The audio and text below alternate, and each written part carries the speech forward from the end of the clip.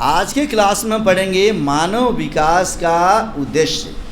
यदि कोई भी मानव विकास करता है तो जैसे मैंने बताया कि मानव विकास किया है कि नहीं किया है, उसके लिए एक सूचकांक निर्धारित की गई है। उसको सूचक करने वाला मानक, माने किसी व्यक्ति के पास जीवन प्रत्याशा है, माने आयु भी उसकी लंबी हो रही है और उसको शिक्षा भी मिल रही है बढ़िया से, और उसके पास इनकम भी बढ़िया है, तो हम कहेंगे कि वह मानव विकास कर रहा है। तो मानव विकास का उद्देश्य क्या होना चाहिए?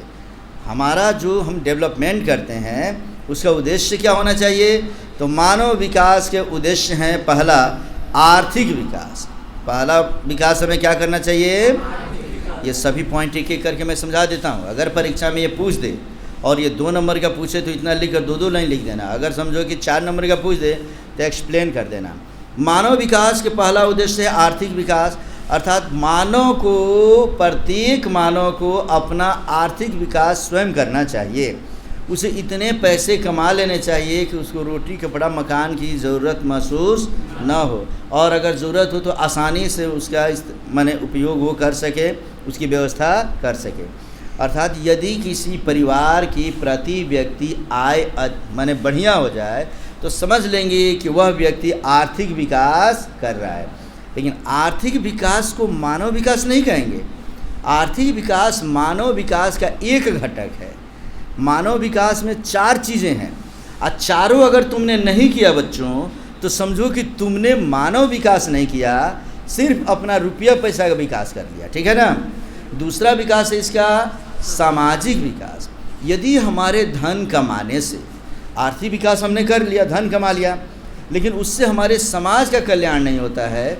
मानो कि मैंने यहाँ पे समझो कि 4 मंजिल बिल्डिंग बनवा दिया बच्चे, अब मैं अपने बच्चों को खूब पढ़ा रहा हूँ, लिखा रहा हूँ, और घर के बाहर छोड़ देना है और अगल बगल के बच्चे पढ़ लिख नहीं रहे हैं, तो उनका माहौल बढ़िया होगा क्या? नहीं होगा, उनका माहौल भी बुरा हो जाएगा। तो अपने विकास के साथ साथ जब व्यक्ति समाज के बारे में भी सोचता है कि हमारे आस पास पड़ोस अगल बगल के लोग सामाजिक रूप से, साहित्यिक रूप से, सांस्कृतिक रूप से बेहतर हों, यदि किसी को संकट हो समाज में तो उसको हम थोड़ा मदद करके उसको ऊपर बढ़ा दें।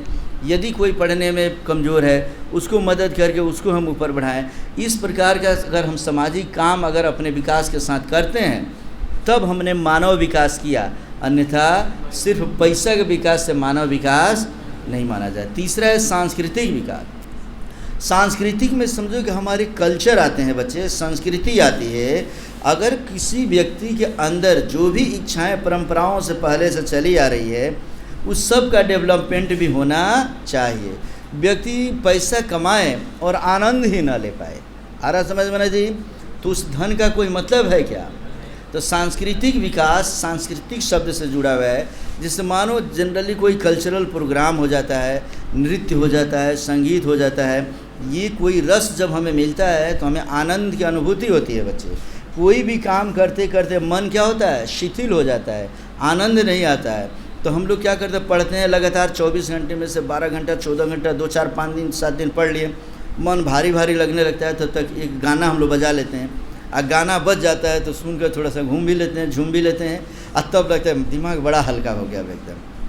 कई बच्चे तो पिक्चर ही देख लेते हैं जाकर 2-3 घंटे का। तो ये चीज़ भी होना चाहिए। जीवन में धन हो और आनंद ही ना हो तो क्या उस धन का कोई मतलब रह गया? नहीं। तो धन हो तो आर्थिक विकास हो तो सामाजिक विकास भी करना चाहिए और सांस्कृतिक विकास भी करना चाहिए बच्चा, नहीं तो जीवन बोझिल हो जाएगा, इतना बोझिल हो जाएगा बच्चे आत्महत्या कर लेंगे जाके कहीं। आ रहा समझ में ना जी? इसलिए ये भी आनंद मिलना चाहिए।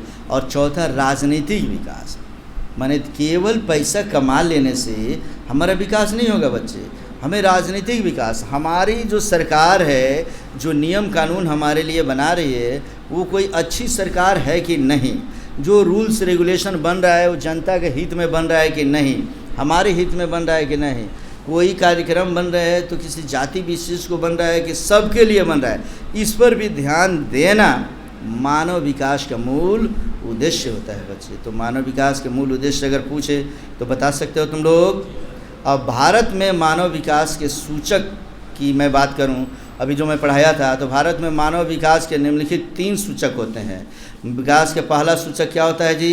संसाधन तक पहुँच, माने क्रय शक्ति सूचक अमेरिकी डॉलर में अगर कोई भी चीज़ अगर संसाधन तक, संसाधन किसे कहते हैं जी? प्रकृति की वह वस्तु जिसका उपयोग मानव अपने जीवन में करता है उसे ही हम क्या कहते हैं? संसाधन। जैसे टेबल हो गया, कुर्सी, बेंच, फ्रिज, एसी, कार, ये सब जितना घोड़ा गाड़ी, ये सब जो भी है सब क्या है जी? संसाधन है, जिनका उपयोग हम मानव करता है अपने जीवन में, उसे हम क्या बोलते हैं? संसाधन। तो यदि तुम समस्त संसाधनों तक तुम्हारी पहुंच हो जाती है तब समझ लो कि तुम विकास किए हो। तो मानव विकास का पहला सूचक क्या है कि जैसे ही हम विकास करेंगे हमारे पास समझ लो हर चीज़ें, हर संसाधन आसानी से पहुंच जाएगी, क्रय शक्ति हमारी बढ़ जाएगी। माने पैसा खर्च कर सकते हैं, हम लोग खरीद सकते हैं, अमेरिकी डॉलर में खरीद सकते हैं बच्चे, आ रहा समझ में ना? तो ये कब करेंगे? पैसा रहेगा तब, माने क्रय शक्ति बढ़ेगा हमारा, तभी संसाधन तक हम पहुंच पाएंगे। संसाधन तक पहुंचने का मतलब कि जैसे मैं टैब रखा हूं, तुम भी सोच रहे हो मेरे पास भी अगर एक टैब होता तो हम लोग भी आराम से किताब की जगह वही रखते, कहीं रुक जाते, कहीं पढ़ लेते। तो जैसे ही तुम विकास करते हो बच्चे, हो सकता है तुम्हें ऐसा दिक्कत हो, लेकिन तुम अब उसको करने के लिए क्या करते हो? अध्ययन करते हो, पढ़ते हो, दिन रात एक कर दिए हो, इतना ये कर दिए हो कि कल के डेट में जैसे ही तुम ऑफिसर बनते हो बच्चे, तुम्हारे पास इतने पैसे होते हैं, आसानी से तुम खरीद सकते हो, बच्चों को दे सकते हो, अब बच्चे आसानी से पढ़ सकते हैं। हम कष्ट उठा सकते हैं, हम गरीब पैदा हो सकते हैं, इसमें हमारा दोष नहीं है, लेकिन जिस दिन हम गरीब मर गए उस दिन सिर्फ और सिर्फ हमारा दोष है बच्चे। इसलिए गरीब पैदा होना तुम्हारा दोष नहीं, लेकिन गरीब मर जाना सिर्फ और सिर्फ तुम्हारा दोष है बच्चे। इसलिए खुद को इतना मजबूत कर लो कि तुम सोच लो कि मुझे जो चीज़ें नहीं प्राप्त हुई है, कल के डेट में हमारे आने वाले वंशज को, हमारे संतान को इन सब दिक्कतों का सामना न करना पड़े। और ये सोचकर अगर अध्ययन करते हो तो तुम्हारी क्रय शक्ति भी बढ़ेगी बच्चे, संसाधन तक पहुंच भी होगा और तुम्हें मंजिल भी मिलेगी। दूसरा क्या होना चाहिए जी? स्वास्थ्य, जिसे जीवन प्रत्याशा हम कह रहे हैं। लंबी आयु होगी, स्वास्थ्य ठीक रहेगा तब हम लंबी आयु जिएंगे, और अगर स्वास्थ्य ठीक नहीं है तो लुढ़क जाएंगे जल्दी से बच्चे। तो वहाँ पैसे का कोई मतलब रह गया क्या? विकास का कोई मतलब हुआ? कोई नहीं हुआ बच्चे। और तीसरा इसमें शिक्षा, प्रौढ़, ये सभी समझ लो कि मानव विकास के सूचकांक में हमने पहला बताया क्या? संसाधन तक पहुंच, जिसमें क्रय शक्ति अमेरिकी डॉलर में, दूसरा है स्वास्थ्य जिसको हम जीवन प्रत्याशा के नाम से जानते हैं, और तीसरा है शिक्षा माने प्रौढ़, साक्षरता दर व सकल नामांकन अनुपात। ये तीनों चीज़ें यदि तुम्हारी बढ़ती चली जा रही है बच्चे, तो समझ लो कि तुम्हारी शिक्षा कंप्लीट है। प्रौढ़ और साक्षरता दर क्या है बच्चों? साक्षर उसे बोलते हैं जो व्यक्ति पढ़ना लिखना जान जाता है, नाम लिख सके, केवल कुछ पढ़ सके, तो उसे हम क्या बोलते हैं? साक्षर। प्रौढ़, प्रौढ़ का मतलब हुआ कि बहुत सारी समाज में आज भी ऐसे लोग हैं जो उम्र दराज हैं, जिनकी उम्र समझ लो 18 से अधिक है, लेकिन आज भी वो पढ़े लिखे नहीं हैं। तो हमें चाहिए कि उनकी शिक्षा के अनुपात को भी बढ़ाना चाहिए, क्योंकि एक पढ़ा लिखा व्यक्ति ही किसी डिसीज़न को लेने में कोई हिचक नहीं करता है और अच्छा डिसीज़न वो ले पाता है।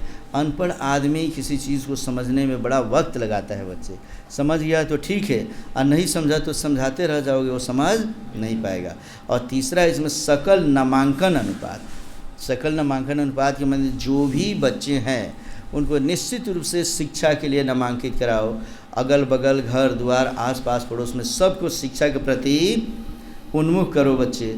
और वो सभी अगर शिक्षा लेते हैं तो माहौल हमारा बदलता है, हमारा समाज बदलता है, राजनीति बदलती है, देश का परिवेश बदल जाता है, और देश के साथ साथ मानव विकास आगे बढ़ने लगता है बच्चे। तो क्या इतना चीज़ें ठीक से समझ गए?